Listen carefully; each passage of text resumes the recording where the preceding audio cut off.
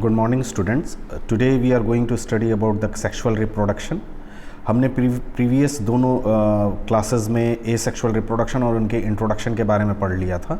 अब हम पढ़ेंगे सेक्सुअल रिप्रोडक्शन के बारे में। तो जैसा कि आपको मालूम है सेक्सुअल रिप्रोडक्शन होता क्या है, इनिशियली ही मैंने बता दिया था। ये उस तरह का रिप्रोडक्शन होता है जिसमें मेल और फीमेल गैमीट्स दोनों का इन्वॉल्वमेंट होता है। ठीक है, किसका? मेल एंड फीमेल गैमीट्स, ये दोनों का फॉर्मेशन होता है। अब यहाँ एक क्वेश्चन बनता है बहुत इम्पॉर्टेंट, जो कि कई बार कॉम्पिटिटिव एग्जामिनेशन नीट में आ चुका है। वो ये बोलता है कि वो मेल और फीमेल गैमेट्स या तो सेम इंडिविजुअल के अंदर बने। इसका एग्जाम्पल शायद आप सभी को मालूम है, विद इन सेम इंडिविजुअल अगर मेल और फीमेल गैमेट्स बने, और दूसरा होता है या फिर डिफरेंट इंडिविजुअल्स के अंदर बने। तो जो सेम इंडिविजुअल्स वाला है वो एग्जाम्पल आपको मालूम है अर्थवॉर्म। अर्थवॉर्म एक ऐसा ऑर्गेनिज्म है, ऐसा एनिमल है जिस सेम इंडिविजुअल के अंदर मेल और फीमेल गैमेट्स बनता है और फिर उनका फ्यूज़न होता है। भले वो बॉडी डिफरेंट करती है, फ्यूज़न एक दूसरे बॉडी में होता है, लेकिन दोनों मेल गैमेट और फीमेल गैमेट्स एक ही बॉडी के अंदर, एक ही इंडिविजुअल के अंदर बनते हैं। तो सेक्सुअल रिप्रोडक्शन को क्लियरली डिफाइन किया गया है, मेल और फीमेल गैमेट्स बने या तो सेम इंडिविजुअल बॉडी के अंदर या डिफरेंट इंडिविजुअल्स के अंदर, यानी मेल और फीमेल के अंदर। ठीक, प्रोडक्शन तक तो सेक्सुअल रिप्रोडक्शन था, फिर उसका फ्यूजन होगा। और हम जानते हैं मेल और फीमेल इन दोनों के गैमीट्स का फ्यूजन होगा, और फ्यूजन होने के बाद जो प्रोडक्ट बनेगा उसे हम जाइगोट कहते हैं। अब आपको एक नंबर का क्वेश्चन बहुत इंपॉर्टेंट है जिसे आपको याद रखना है। ये पूरा का पूरा पैरा आपके कॉम्पिटिटिव एग्जाम्स के लिए काफ़ी इंपॉर्टेंट है। इसके अंदर एक पॉइंट और बनता है, वो ये है कि वो डिफरेंस पूछा जाता है कि सेक्सुअल और एसेक्सुअल रिप्रोडक्शन में क्या डिफरेंसेस होते हैं। तो पहली चीज़, सेक्सुअल रिप्रोडक्शन इलेबोरेट होता है, मतलब वृहद रूप में होता है, कॉम्प्लेक्स होता है। एग्जैक्टली हम देख रहे हैं जैसे जैसे बॉडी इंडिविजुअल की कॉम्प्लेक्स होती जा रही है वैसे वैसे उन्हीं के अंदर सिर्फ सेक्सुअल रिप्रोडक्शन होता है। जो सिंपलेस्ट बॉडी वाले होते हैं उनके अंदर एसेक्सुअल रिप्रोडक्शन होता है, और ये एक स्लो प्रोसेस होता है, ठीक है, कंपेयर टू एसेक्सुअल रिप्रोडक्शन। ये तीन चीज़ें हैं, इन तीन चीज़ों को आप याद रखिएगा। ये 3 पॉइंट्स हैं हमारे लिए। फिर है हमारा, हम जानते हैं मेल और फीमेल के जब फ्यूज़न हो जाता है तो जो रिजल्ट बनता है वो होता है ऑफस्प्रिंग। और मैंने इनिशियली ही आपको बताया था कि major difference between sexual and asexual reproduction is that कि एसेक्सुअल के अंदर जो ऑफस्प्रिंग बनते हैं वो क्लोन होते हैं, मॉर्फोलॉजिकली और जेनेटिकली वो सिमिलर होते हैं। While in case of sexual reproduction their offsprings are not identical to each other और टू देयर पेरेंट। ये याद रखना, पेरेंट से भी वो आइडेंटिकल नहीं होते हैं और ना अमंग देमसेल्व्स वो आइडेंटिकल होते हैं। तो ये क्लास 11th में आपने पढ़ा है। इसका मेजर जो रीजन है which lies in the mode of cell division. Actually sexual reproduction के अंदर मियोसिस टाइप का सेल डिवीजन पाया जाता है ड्यूरिंग गैमीट फॉर्मेशन, और हम जानते हैं मियोसिस के अंदर हमेशा इसका सिग्निफिकेंस ही है कि ये वेरिएशन के लिए रिस्पॉन्सिबल होता है। और जब फ्यूज़न होगा मेल और फीमेल गैमीट्स का तो ऑटोमेटिकली वो जो भी कैरेक्टर्स होंगे वो मिक्स अप हो जाएंगे और वो आइडेंटिकल नहीं हो सकता, ना अपने पेरेंट से ना अपने के अंदर। अब हम जानते हैं अलग अलग तरीके के ऑर्गेनिज्म हैं, जैसे प्लांट हैं, एनिमल्स हैं और फंजाई हैं। प्लांट, एनिमल्स, फंजाई, ये सब के सब डिफर करते हैं एक्सटर्नल मॉर्फोलॉजी में और इंटरनल स्ट्रक्चर के अंदर।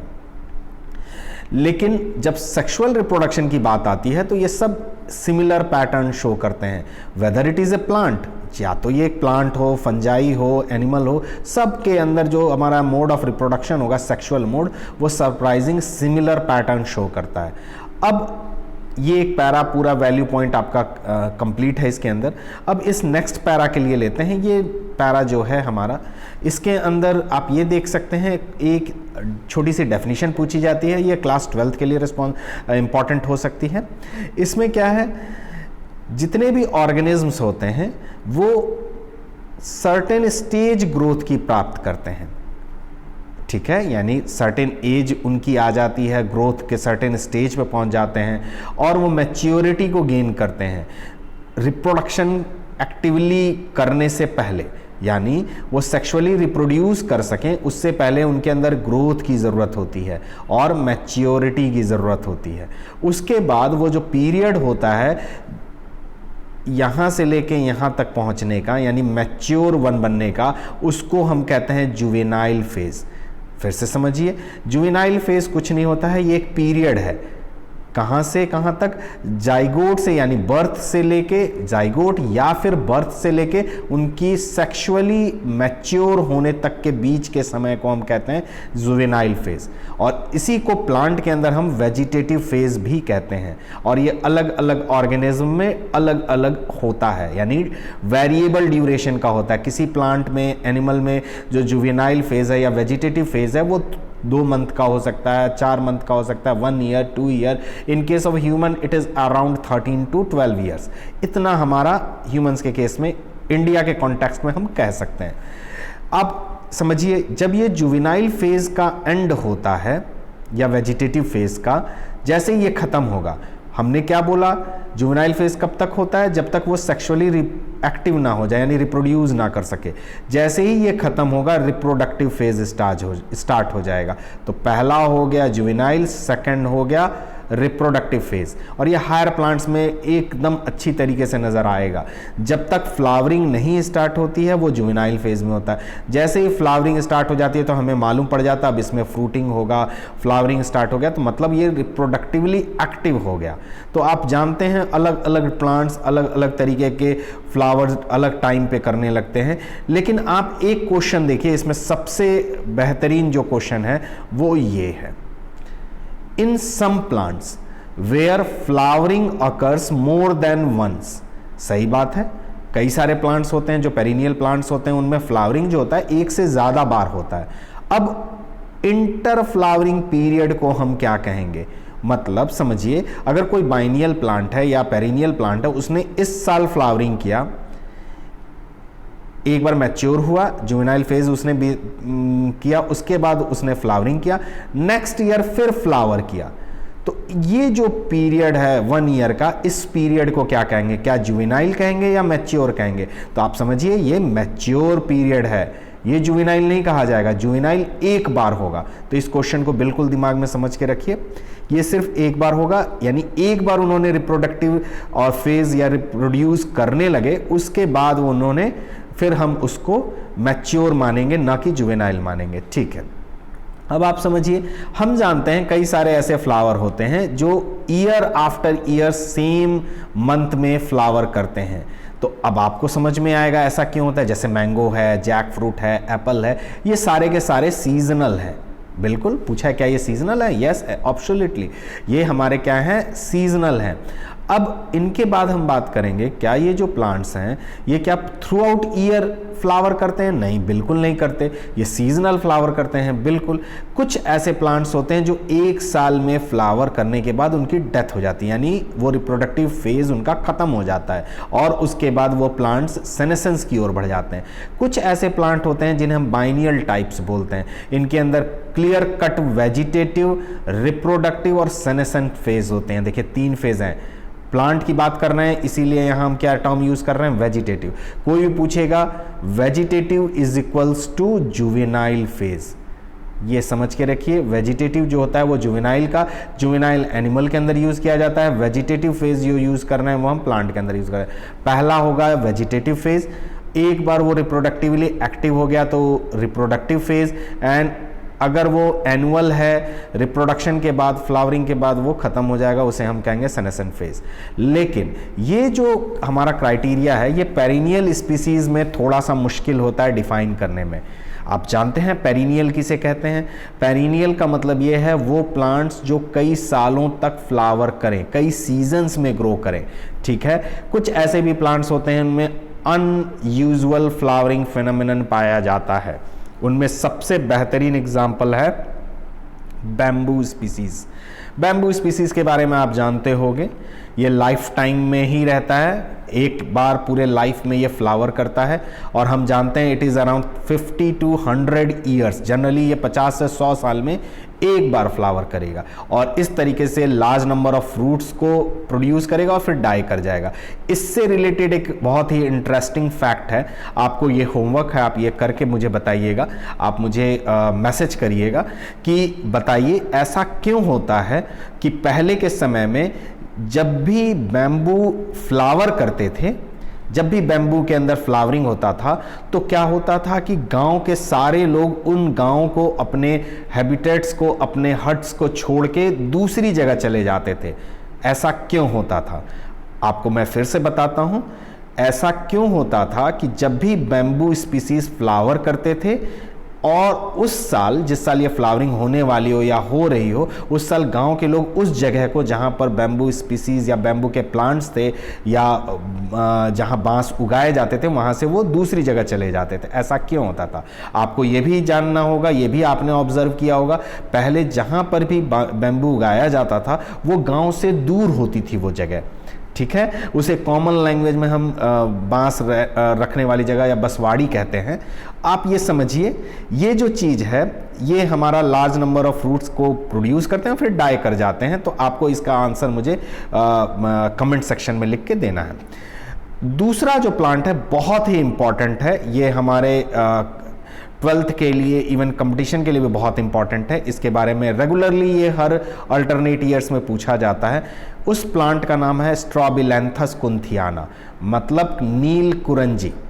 ये एक ऐसा प्लांट्स है जो कि 12 ईयर्स में फ्लावर करता है, और आप जानेंगे ये सितंबर टू अक्टूबर 2006 में किया था। उसके बाद ये 2018 में भी फ्लावर कर चुका है। 2018 में ये मास फ्लावरिंग फिनोमेनन है, और ये जब भी लार्ज ट्रैक जो हिली एरियाज हैं, केरला के, कर्नाटका के, तमिलनाडु के, वहाँ पर ये फैलते हैं और ये टूरिस्ट अट्रैक्शन के कारण होते हैं।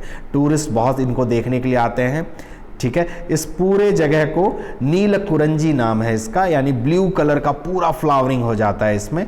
और हम जानते हैं कभी भी जो एनिमल्स होते हैं उनमें जो जुवेनाइल फेज जैसे ही ख़त्म होता है और रिप्रोडक्टिव फेज या फिर हमारा स्टार्ट होने वाला होता है, ठीक है, प्यूबर्टी स्टार्ट होने वाला आता है, तो उस समय मार्फोलॉजिकल और फिजियोलॉजिकल चेंजेस हो जाते हैं बहुत सारे एक्टिव रिप्रोडक्टिव बिहेवियर से पहले। और ये जो रिप्रोडक्टिव फेज होते हैं ये वेरिएबल ड्यूरेशन के होते हैं अलग अलग ऑर्गेनिज्म के अंदर।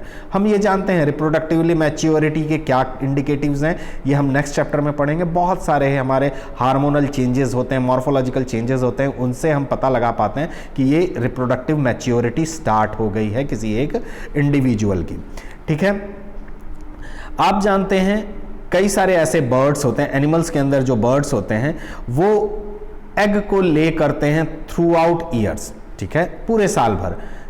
क्या ऐसा सीजनल कहा जाएगा? नहीं, नहीं कहा जाता है। आप पोल्ट्री फॉर्म में देख सकते हैं कई बार बर्ड्स ऐसी होती हैं जो कि सीजनली ही ले करती हैं एग को, ठीक है। नेचर में ले को एग करती हैं वो सीजनली, पर्टिकुलर उसी पीरियड में। लेकिन जब कैप्टिविटी में बर्ड्स को रखा जाता है जैसे पोल्ट्री फॉर्म में, उन्हें तो ज़बरदस्ती ऐसा किया जाता है कि वो एग को ले करें through out the year.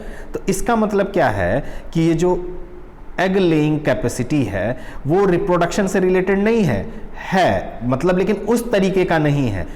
Poultry farm का जो हमारा एग लेइंग प्रोसेस है वो हमारा रिप्रोडक्शन नहीं कहा जाता है, but it is a commercial exploitation of human welfare. इस क्वेश्चन को एकदम ध्यान से रखिएगा, ये नॉर्मली 12th के लिए भी इंपॉर्टेंट है। पूछा जाता है कि कोई एक ऐसा मेथड बताइए जिससे हम एग लेइंग जो होगा वो हमारा रिप्रोडक्शन ना माना जाए। ये एकदम नई चीज़ है, आपको बताना पड़ेगा कि कमर्शियल एक्सप्लॉयटेशन जब हमारा पोल्ट्री फॉर्म के अंदर हम बर्ड्स को कैप्टिविटी में रख के एग ले कराते हैं, थ्रू आउट ईयर कराते हैं, तो वो हमारा रिप्रोडक्शन का मीन्स नहीं होता। तो इसीलिए आपके लिए एक और बहुत बेहतरीन क्वेश्चन, ये आप इसको सर्च करिए और मुझे कमेंट सेक्शन में बताइए कि जो हमारे पोल्ट्री के एग्स होते हैं और जो हमारे इंडिजिनस एग्स होते हैं या देसी अंडे होते हैं, ठीक है, उन दोनों में क्या डिफरेंस है। आपको ये डिफरेंस मुझे बताना है। कमेंट सेक्शन में, ठीक है। तो इस तरीके से आप पोल्ट्री एग और इंडिजिनस यानी देसी अंडों के बीच में क्या डिफरेंस है उसको आप समझाएंगे। बहुत कुछ वो इस पॉइंट से संबंधित है, आपको एग्जैक्टली ये पॉइंट क्लियर हो जाएगा। आप समझिए कई बार ऐसे जो प्लेसेंटल मैमल्स होते हैं, प्लेसेंटा यानी जिनके यूटेरस के अंदर प्लेसेंटा पाया जाता है, उनके अंदर कुछ साइक्लिक चेंजेस होती हैं, एक्टिविटीज़ होती हैं ओवरीज के अंदर, एसेसरी डक्ट्स के अंदर कुछ हार्मोनल चेंजेस होते हैं रिप्रोडक्टिव फेज में, उनको हम समझेंगे। नॉन प्राइमेट मैमल्स मतलब cow, sheeps, rats, deer, dogs, tiger, ये सब के सब नॉन प्राइमेट हैं और इनके अंदर जो साइक्लिक चेंजेस होते हैं यूटेरस के अंदर या प्लेसेंटा के अंदर रिप्रोडक्शन के दौरान, उन्हें हम कहते हैं ऑयस्ट्रस साइकिल।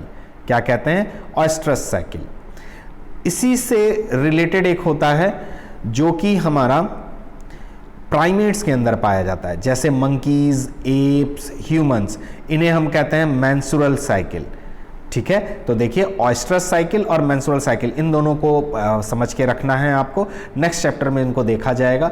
कई सारे ऐसे मैमल्स होते हैं जो कि नेचर में पाए जाते हैं, नेचुरल होते हैं, वाइल्ड कंडीशन में होते हैं, वो इन साइकिल्स को फेवरेबल सीजन्स में प्रोसीड करते हैं और इसके कारण वो रिप्रोडक्टिव फेज उनका हमारा देखा जाता है। अगर वो किसी पर्टिकुलर सीजन में करते हैं तो उन्हें हम कहेंगे सीजनल ब्रीडर्स, ठीक है, यानी पर्टिकुलर सीजन में ही उनके पास ये साइकिल एग्जिस्ट करती है तो उन्हें सीजनल ब्रीडर कहते हैं। कई बार ऐसा होता है कि इनका थ्रू आउट ईयर होता है तो उनको कहते हैं कंटिन्यूअस ब्रीडर, यानी वो रिप्रोडक्टिवली एक्टिव होते हैं throughout their reproductive phase, hence they are called as continuous breeder. तो आपको जानकर ये इंपॉर्टेंट इंफॉर्मेशन है आपके लिए कि जो ह्यूमन बीइंग है वो कंटिन्यूअस ब्रीडर होता है। जैसे हमारे कई सारे एनिमल्स हैं यानी नॉन प्राइमेट्स हैं, वो हमारे सीजनल ब्रीडर्स कहे जाते हैं। एक नई बात आपको जाननी चाहिए कि जैसे जैसे हम ओल्ड करते जा रहे हैं, हमारे अंदर कुछ ना कुछ चेंज होता जाता है। तो ये मैं पहले भी बता चुका हूं, जैसे ही रिप्रोडक्टिव फेज खत्म होगा, हमारा ये एक इंपॉर्टेंट पैरामीटर होता है सेनेसेंस का या ओल्ड एज का। अब जैसे ये पैरामीटर है, रिप्रोडक्टिव फेज खत्म हुआ, आपका सेनेसेंस या ओल्ड एज स्टार्ट हो गया और ये लास्ट फेज होता है आपके लाइफ स्पैन का और अल्टीमेटली ओल्ड एज के बाद आपकी डेथ हो जाती है। प्लांट और एनिमल्स के अंदर हम जानते हैं कि हार्मोन्स का बहुत बड़ा रोल होता है इन 3 फेजेस में ट्रांसफर या ट्रांजिशन के समय। कौन कौन से फेज थे मैंने बताया? जुवेनाइल फेज, दूसरा बताया मैंने रिप्रोडक्टिव फेज और third one is the old age या सेनेसेंस फेज। तो ये जब भी ट्रांजिशन होता है इन दोनों सबों के बीच में, तो वो हार्मोन्स ही उनके लिए रिस्पॉन्सिबल होते हैं। हमेशा हार्मोन्स और एनवायरमेंटल फैक्टर वो इन रिप्रोडक्टिव स्टेजेस को, रिप्रोडक्टिव प्रोसेसेस को कंट्रोल करते हैं, ठीक है।